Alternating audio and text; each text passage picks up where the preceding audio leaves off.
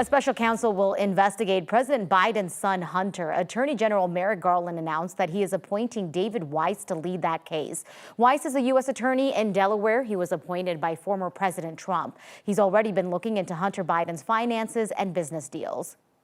This appointment confirms my commitment to provide Mr. Weiss all the resources he requests.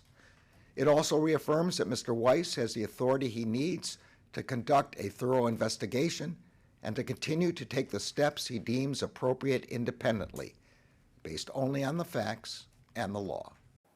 Hunter Biden planned to plead guilty to misdemeanor charges for failing to pay his taxes, but then a deal fell apart in court because of confusion about a separate gun charge. Weiss says the plea deal talks have broken down in the tax as well as the gun case. The White House did not get an advanced warning of Garland's announcement today. The Justice Department is also investigating former President Trump.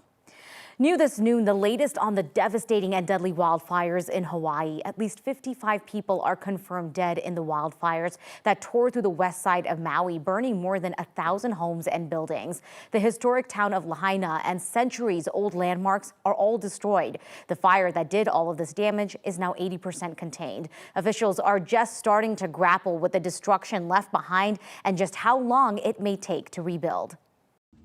Certainly, we've seen devastation, destruction, immeasurable loss of life, loss of historical places and properties, businesses. But I'm confident as a community and as coming together, we will rebuild, and that's certainly our intention.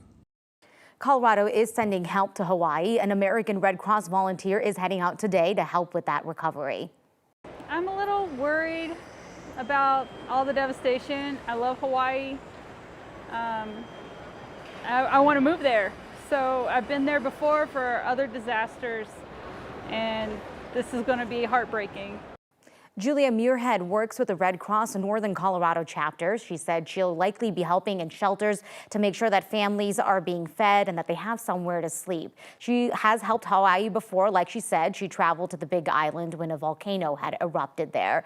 Chris Bianchi is joining me now. I mean, Chris, I can't even wrap my mind around how long it is going to take to rebuild just based off of the images that we've seen and all of the different factors that fed into this fire being so destructive. Yeah, Nusha, it's truly a devastating situation and a common question, and you may have heard this, that a hurricane indirectly caused these wildfires. So I kind of want to explain that for you quickly here before we get into our forecast here in Denver. But a quick kind of overview in terms of what we saw was we saw a sharp pressure gradient between a hurricane and a strong area high pressure off to the north. So I kind of want to show you this. So what we had was we had a strong hurricane about 500 miles south of Hawaii, and then off to the north of that, we had a strong area high pressure. Now, winds flow. You might know this, little weather 101. Winds flow from high to low pressure.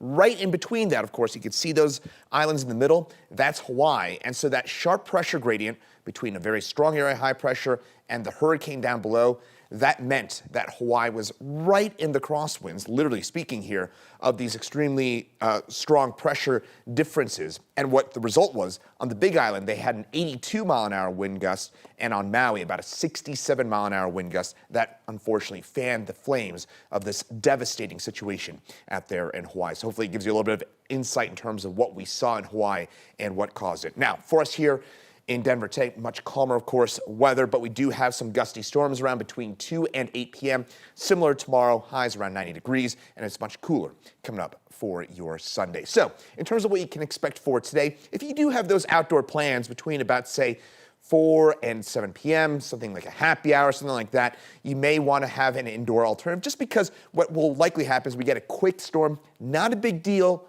low severe weather risk, but you might get some pretty gusty winds, 40, 50 miles an hour. You'll notice it, and unfortunately that might lead to some impacts at the airport as well. The winds at the airport, they hate the winds, so that's going to be, of course, of impact. Then things clearing out. By 7, 8 o'clock, we should be pretty much done with any of those last showers and storms. So for today, highs in the low 90s for us, isolated storms between about 2 and 8 p.m. And those highs across the state, most of us for tomorrow, going to be in the 80s and 90s once again. But for tomorrow, that'll be our last warm day for maybe a little while. I'll have more details on what you can expect coming up for Sunday in particular. That looks to be our stormy day. I'll have more details on that coming up on my full forecast. All right, thanks so much for that, Chris. Appreciate it. Well, investigators are looking into what caused a home explosion in Denver. The building was leveled while people were still inside. Courtney Yoon is reporting from the Wash Park neighborhood, where people living nearby felt that explosion from blocks away. People from all around the area from blocks away describe feeling that explosion happen. Some residents told us that they could feel their walls shake when that happened around 6 p.m. yesterday when people were just getting back home from work. I'm going to move out of the way here so you can see what it looks like here. This fourplex is on South Lincoln Street near Virginia Avenue. Denver Fire says they arrived on scene last night and found all of this rubble, but thankfully no flames. While we don't know what caused the explosion just yet, we do know that Xcel turned off gas and electricity. One person was taken to the hospital with minor injuries. A dog was killed and another was rescued from the rubble. Witnesses nearby say they could feel the explosion in their chest and the ground vibrated beneath them.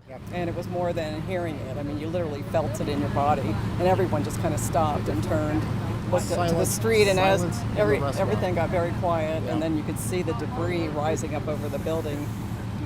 And then the emergency vehicles succession started one after another after another. Firefighters checked nearby buildings and homes yesterday just to make sure there wasn't any gas in them or any other hazards. Investigators are still trying to determine the cause of this explosion. In Denver, Courtney Yoon, 9 News.